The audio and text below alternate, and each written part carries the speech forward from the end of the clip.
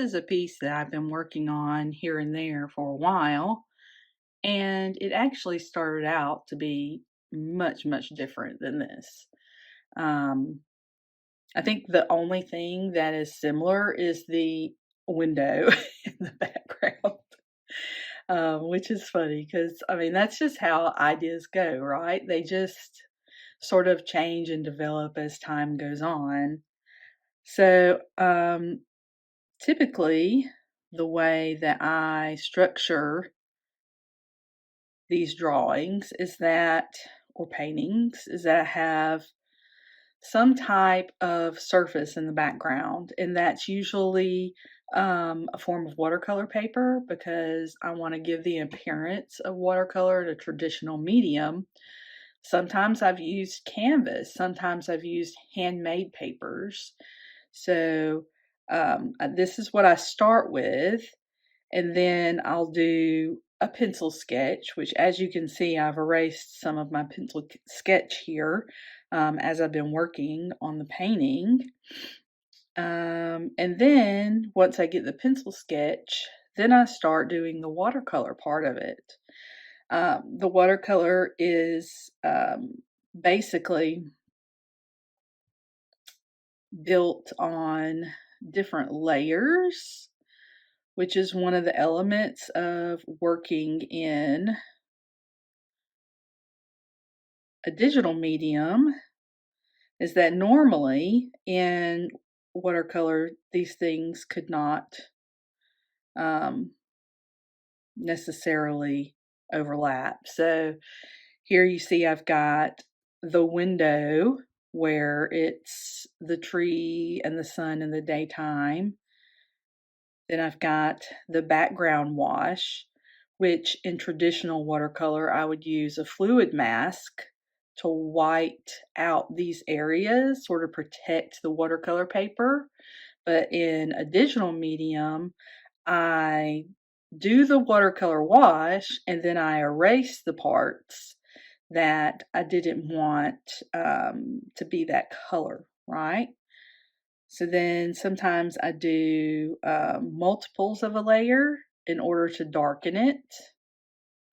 And so with this particular one, it's a 50% transparency on top of that because I really wanted this to be more of a night scene. Then let's see what we have here.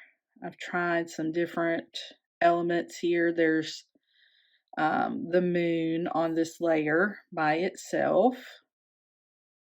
Then I've got the larger tree, the watercolor larger tree, which all of these would be, that's exactly how I would paint it traditionally, is I would do, the background. I would do the tree, and the moon and that kind of thing, and work my way up to doing the main character.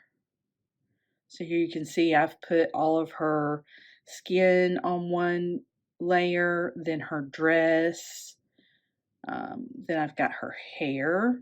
And as you can see, it has that watercolor texture, and that is very intentional. Let's see, and then I've got the cat's color. I've got her ribbon on her wrist there, a flower in her hair, the book and the tea or coffee there, and then the steam coming up from that.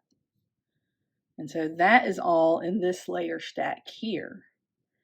Then I have my pencil lines, and then I have the color pencil, or this would be ink or color pencil or, detailed watercolor lines, that kind of thing. And here, let me show you what that looks like. So this is all of the pencil, which in my opinion, it's very similar to color pencil, the actual traditional medium. And that's how I'm doing it, is to be representative of that and how that looks. So I actually go in and do all of my, um, forming of shapes and lines and shadows and textures and things like that with the color pencil on its own layer. So let's turn back on our watercolor. And for me, having that watercolor wash in the background, I'm able to give that fuller color experience rather than it being, you know, sort of a pencil kind of drawing. It's less full, it's less heavy, in that it doesn't have that full color element to it.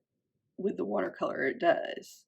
So for me personally, this is probably how I would do my traditional watercolor painting, is to do it in these steps. But the difference being here is that I can add and take away, subtract, edit.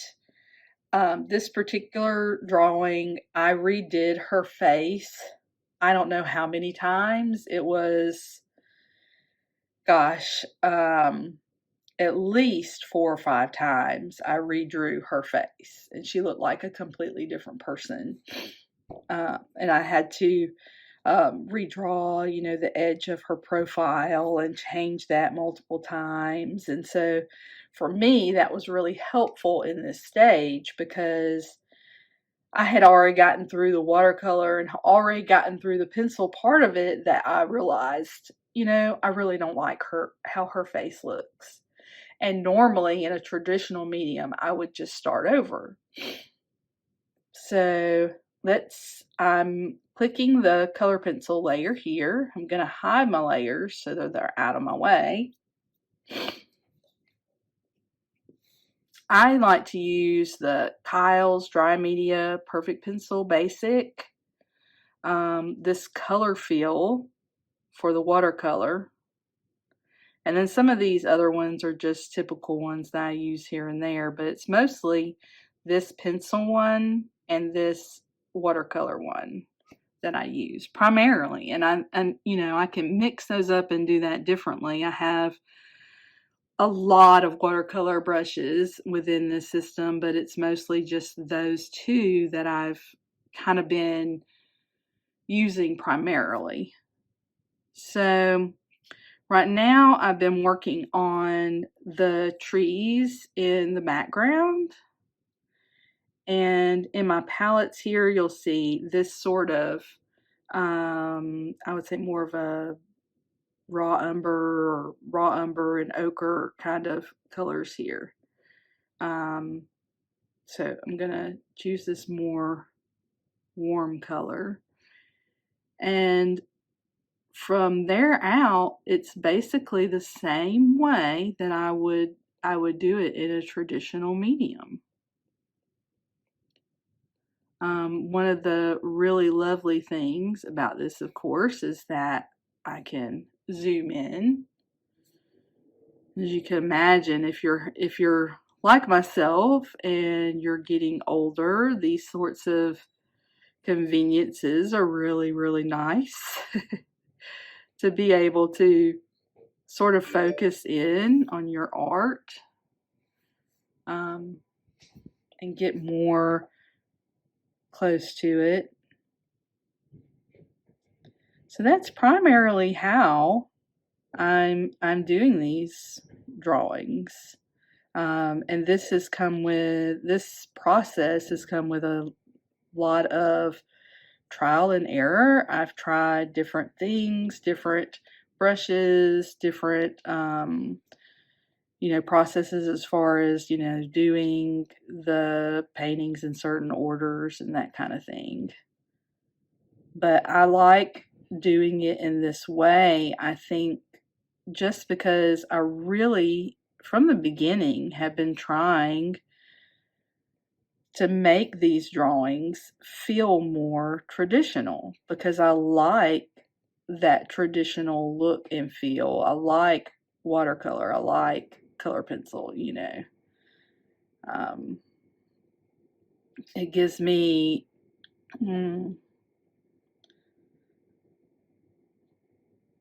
a kind of feeling of getting those same textures and that same experience. Whereas,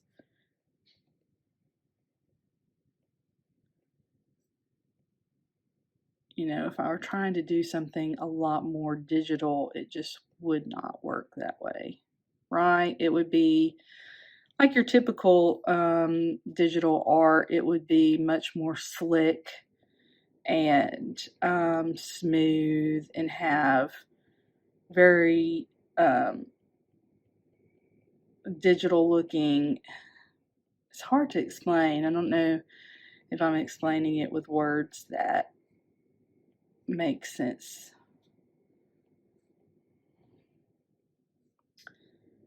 So this is literally it. That's how I go about doing all of my lines, all of my color. All of this is the same as if I were, coloring with a color pencil. And it takes just as long. Sometimes I wonder if it doesn't take longer because I'm able to zoom in and see all of the little things, that I want to change and do differently. And, I'm able to erase. So, that adds to the time that you would take to actually create something, because maybe in a traditional way you would just keep going, keep moving along, or you would start over. But being able to undo and restart it probably adds more time in a way, because you're able to, like I said with the girl's face, take several attempts at it. It like opens up the opportunity for you to be able to do that, which is nice as an artist, to be able to easily kind of go back and make something, differently, or do it in a different way than you did originally, without having to completely scrap the entire thing. I don't know. It's a fine line between maybe saving time and creating more work for yourself, because you're more likely to restart or try it again. I just love the feeling of being able to work on something in such a way that I can kind of experiment with it. And like, I don't step away from the painting. I zoom out and I can say, okay, that's a subtle color there on the little cat. But then I zoom in. Where normally, traditionally, I would step away from my desk. I would sit it up against the wall, and I'd be like, okay, let me look at this for a little while. That's pretty common practice for most traditional artists, I think, is to kind of prop their art up and let it sit so that they can walk by it and look at it again and again, just to see if they see anything that looks strange, right? So I haven't really done any of the coloring here on her front foot. So I'm probably going to go to this lighter peach color here.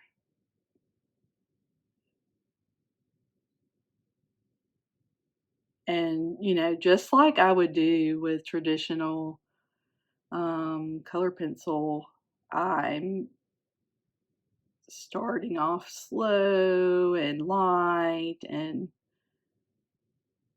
just literally filling in the color.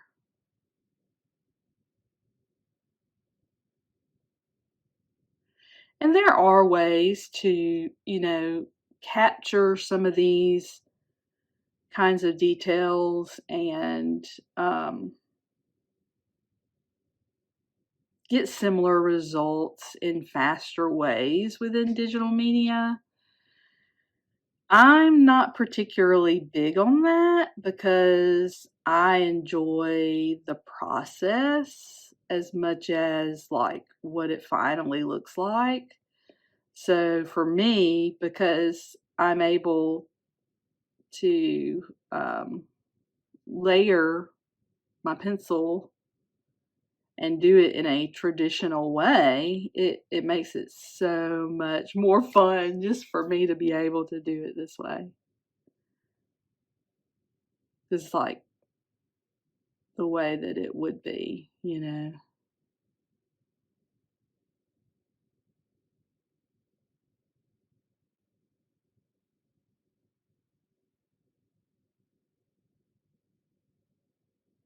So it's just going to do a little bit of the detail just so you could see, how I'm doing the work. And my pencils are on certain settings. So over time, I wanted it to be a lower flow, like flow is at 100% generally. I've taken mine down to about a 43, approximate. It just gives that feeling. It helps me to get the lighter touch feeling that I'm looking for that I would be able to achieve with a traditional color pencil. So here, let me show you the difference. So that's 100%. See, let's come on down.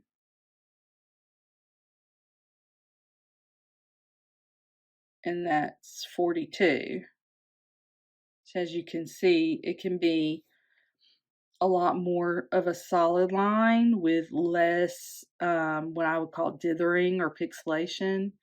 And then by putting the pencil in a lighter color, you can really see the texture of what would resemble a color pencil on actual paper where you would see some of the paper texture show through, right?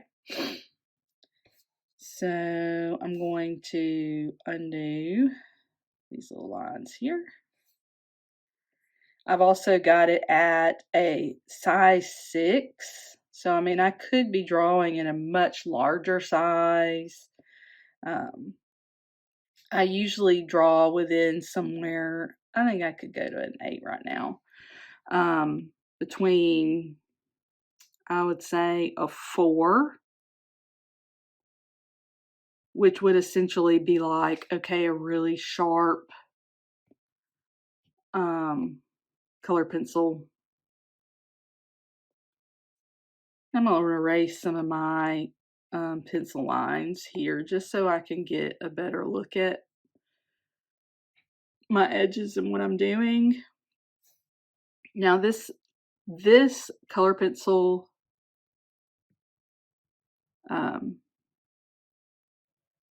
here is a little bit too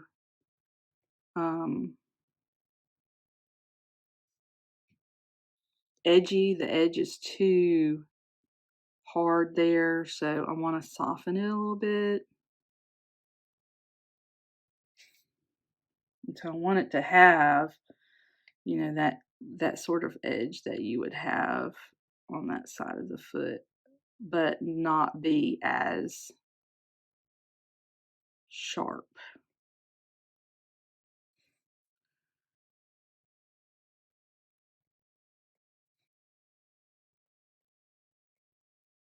And so a lot of my work is, it has a very illustrative quality to it, but that's what it would be like traditionally anyway. Um, I used to work in color pencil a lot when I was younger. It was kind of the medium that we used the most in school, like high school. And I fell in love with it then. So I mean, it's one of those things that I'm pretty familiar with, like what I would want it to look like.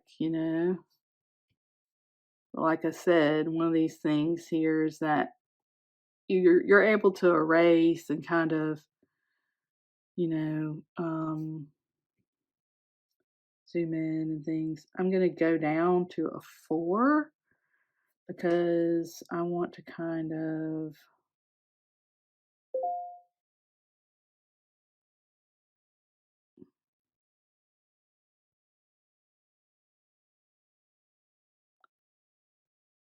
come in here with the detail of her toe there. Looks like I've done some lines here that I think I might want to rethink. I'm using Adobe Fresco.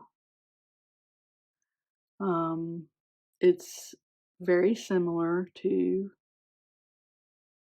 Procreate and a lot of the other systems or softwares that you would use. This is just the one that I've grown to prefer for my more kind of complex drawings.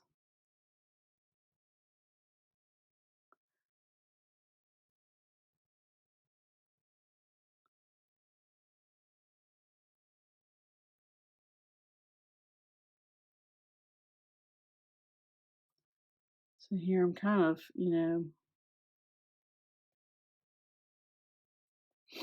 coloring over some of the pencil lines.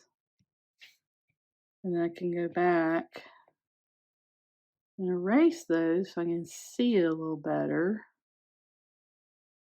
Let me just say that I like erasing digitally way more than I like erasing traditionally. It's one of those things. I don't know if it's a matter of like sensitivity or whatever, like not liking the feeling of scrubbing on paper or whatever, but man, it's way better experience, I guess. You don't have all of the um eraser bits everywhere. It's kind of annoying little thing.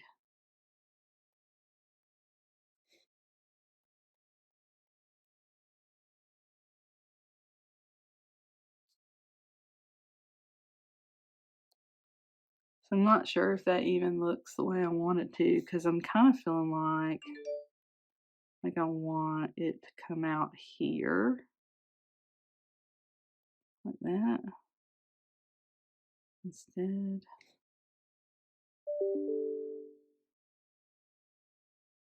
To show that sort of toe. And this is a little bit harsh. So let's see how I feel about this. And so I go back to the watercolor layer where the tree is, and I'll do a little bit of erasing there. And so that's one of those moments where, there is a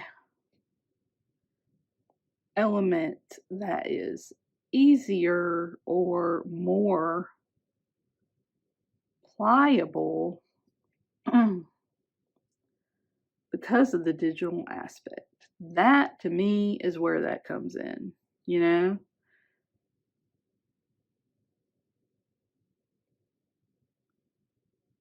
And I can really kind of rework areas and try different things and see how I feel about it. So I'm using my watercolor brush now, which is like color fill. And I've bought so many different like brush sets that I'm not really sure like if that is an Adobe one or if it's one that I purchased that an artist made. I'm gonna go with that and change my brush back to pencil, the darker color.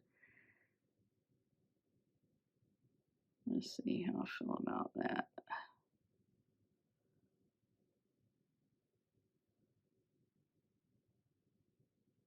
So it feels like, like it should have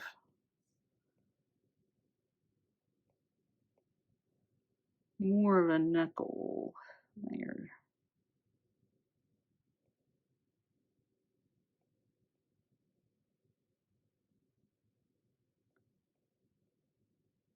Than it did.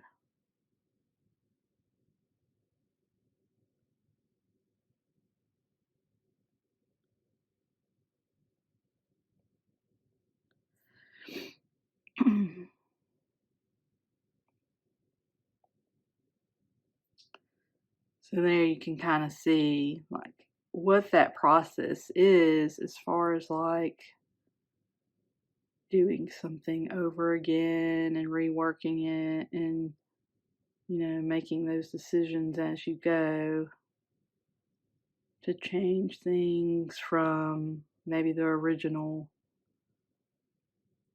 sketch, right? Or the original watercolor.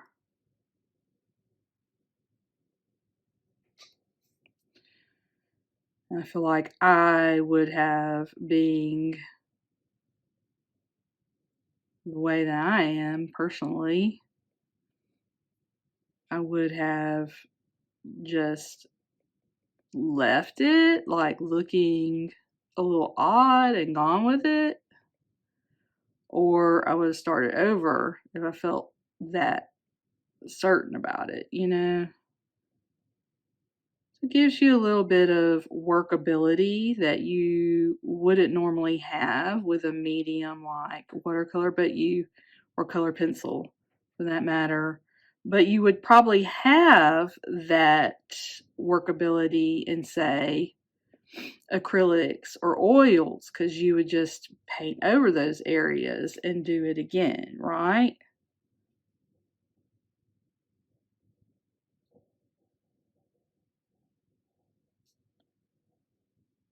I still don't know if I like that. That's how that goes.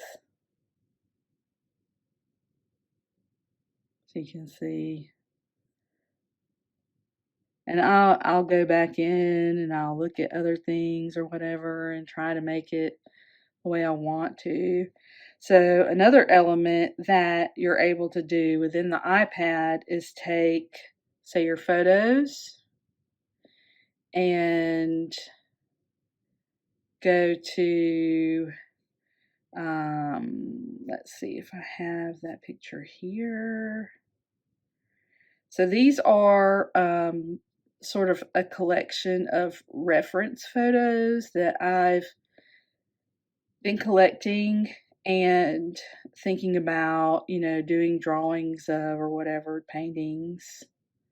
And you can see, some of them that I've already done, like the David Bowie Labyrinth one, where I've, made a grid and I've drawn him out through that grid.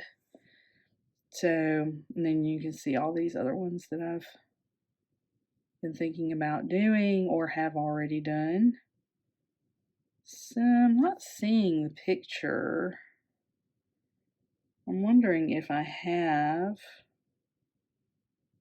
it available to show you. Let's see here.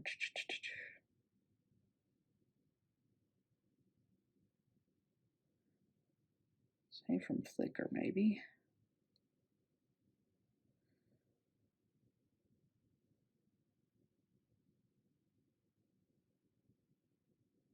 These are really cool houses and things. Owls. I found. Let's see if I can find them in here. And this is one of the problems is finding where maybe where I put something. Another spot we could look is in my files. Oh, there we go. There's one. Figured it would pop on up. So this is the reference photo for this little cat. And as you can see, it's not perfect. It's not realistic. It's an illustrative version of this cat. And I've changed it a little bit. You know, it's not quite as dark as it is in this picture. And I'm not using any parts of the background or anything like that. I've kind of slightly changed the direction of the cat's face, and I'll probably keep working on this drawing, but this is how I'll use the reference image, and then I'll be drawing over here. So that's one of the really nice things about working digitally is you can kind of have it right there with you in this way. Let's see if I have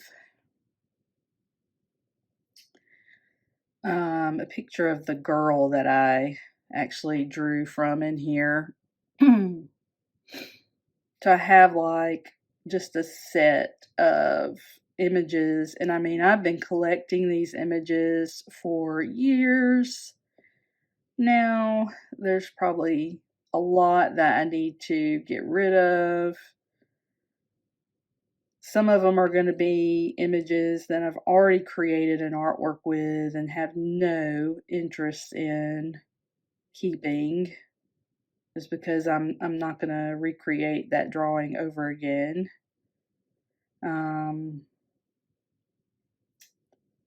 I do have a girl that I used for my reference here. It's just a matter of where I've put that thing.